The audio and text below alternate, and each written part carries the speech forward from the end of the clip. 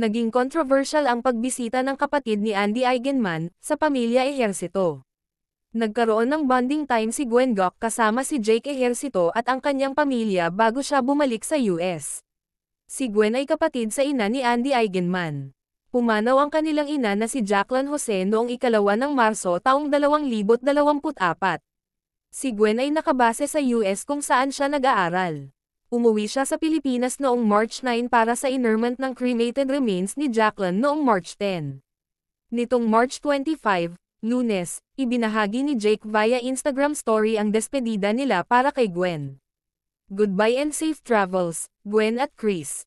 Simpleng caption ni Jake sa ipinost na picture.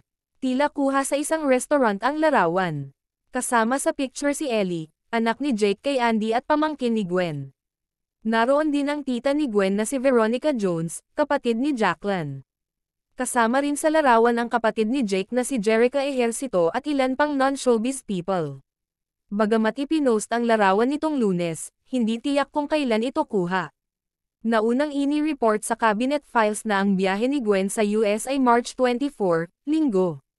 Gwen Gok, third from left, spends time with Jake Ejercito, in green t-shirt, and other family members before flying back to the US. Matapos ilibing ang kanilang ina noong 10 ng Marso, sumama muna si Gwen kay Andy sa Siargao, kung saan nakabase ngayon ang aktres kasama ang fiancé nitong si Filmar Alipayo, ang kanilang 2 anak, at si Ellie. Nito ring Lunes, ipinost ni Andy ang mga kuhang larawan kasama ang pamilya at kapatid na si Gwen na panandaliang nagbakasyon sa Siargao. Sa caption ng post ni Andy, matutukoy na ipinaranas ng aktres sa nakababatang kapatid ang buhay sa isla.